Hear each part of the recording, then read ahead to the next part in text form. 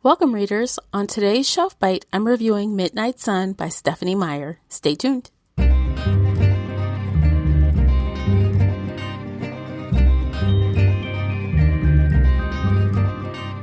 Welcome to the Shelf Addiction Podcast, and thank you for streaming or downloading today's Shelf Byte episode. If you're new here, Shelf Bytes feature spoiler-free book and audiobook reviews in just a few minutes. I'm your host, Tamara Ford, and if you'd like to chat with me about the book reviewed in this episode, you can find me on Instagram at Shelf Addiction. In addition, don't forget you can always find me in both the Facebook group Shelf Addiction Official or on the Patreon page. Speaking of Patreon, thank you to all of our members. Your support means so much. If you'd like to show your support for the show, please consider becoming a Shelf Addiction Patreon subscriber. You'll gain access to the exclusive Patreon-only content, including monthly live streams, uncut video podcast recordings, stickers, t-shirts, and more, depending on your subscription level. Join us by clicking the link in the show notes or go to shelfaddiction.com and click the Support Us tab. Help us make even more bookish content for your ears. If you'd like to show your support in a non-monetary way, please share this episode with bookish friends or on your favorite social media space. Okay, let's jump into it. I chose today's title because back in the day, I really enjoyed the Twilight books. Yes, I admit it, but it's been a very long time, if I'm being real honest about it.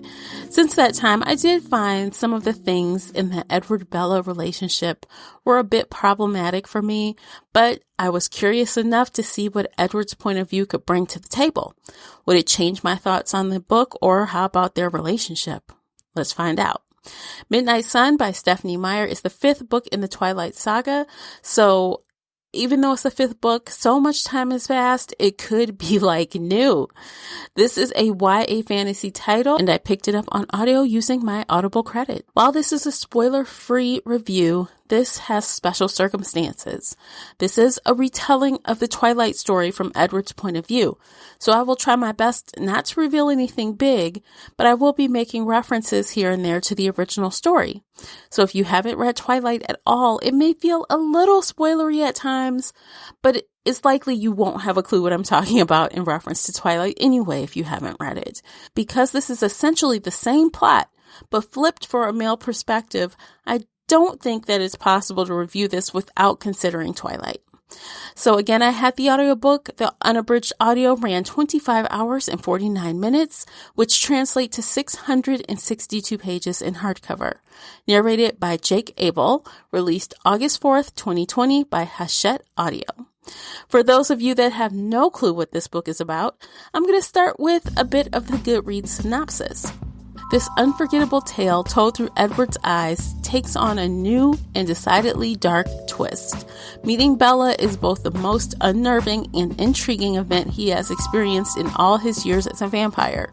As we learn more fascinating details about Edward's past and the complexity of his inner thoughts, we understand why this is the defining struggle of his life. How can he justify following his heart if it means leading Bella into danger? Okay, so let's start with the characters. So Edward is the narrator this time around, and he is the main character of the book. He actually has more face time than Bella does on the pages. And I actually enjoyed him telling the story for the most part.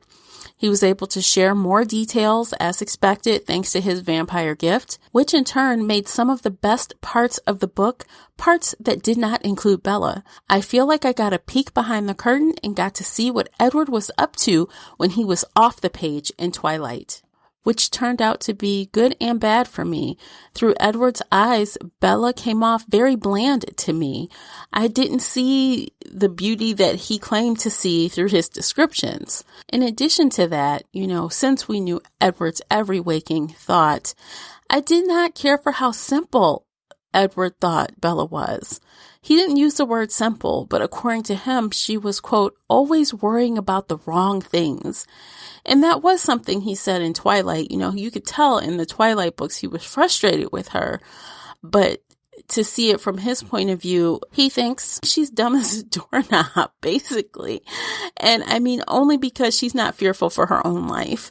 She's more concerned with him than her own life. And that is something that also comes across clearly in the Twilight book. So this wasn't an entirely new concept, as far as Edward and his thoughts on Bella and her recklessness, in his opinion, but I was hoping there was a little bit more there than that. I did enjoy learning even more about the Cullens and how they came together over the years as a family or coven.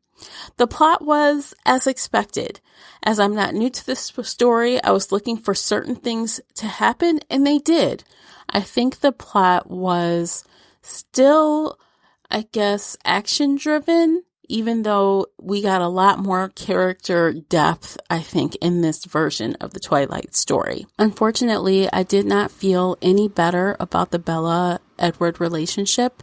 Even though I got to see it from a different point of view, I did still feel that those same problems that I had with it before still exist. And actually, some of that is even worse, knowing that Edward knows full well what he is doing is wrong and inappropriate, but yet he does it anyway because he can't help himself. So that did not win any points with me. The pacing was also pretty good overall. I did feel that there were a few spots where things could have been shortened to make it more concise, and I think that slowed down the pacing a little bit because overall the length was just too long. Edward just always had something to say, always is thinking about everyone's thoughts.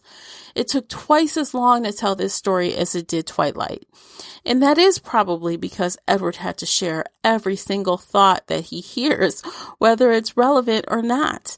Even the ending conflict when the Cullen family is hiding Bella from, this vampire, you guys know the situation, or maybe not. But when it was Bella's point of view, of course, we didn't get every thought from every character plus some.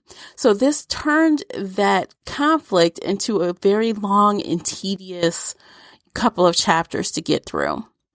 The audiobook narrator did a great job. It was very fun and exciting to hear a male voice speaking for Edward for the first time. I did listen at a 1.5 speed, and that settled perfect for me. I think that Jake Abel did bring Edward to, your ears in a delightful way. But with all of that said, even the narrator wasn't enough to keep me fully engaged for long periods of time while listening. And by that, I mean, this audiobook took me a full month, shy of a couple of days, actually, I think 28 days or something like that, to finish this audiobook, because I would be listening and then I would kind of just fade out. And then I would stop, and then I'd come back and listen some more, and it would just repeat and repeat and repeat. So it took me almost a month. And I don't blame it on the story per se, but maybe because I already knew the story, so I knew what was coming. So I was less invested in spending the time to consume the book quickly. I guess for me, overall, as someone who did read and enjoy the Twilight series the first time around, it did not give me all the feels the second time around, even from a different point of view. Like I said, I really enjoyed hearing other thoughts that were going on during some of these scenes, and even seeing what Edward was doing off the page. But it still didn't do enough for me to just fawn all over this book like I did Twilight many, many years ago. I rated Midnight Sun 3 out of 5. I recommend this book for those that just adore the Twilight books and you want to see what this is about.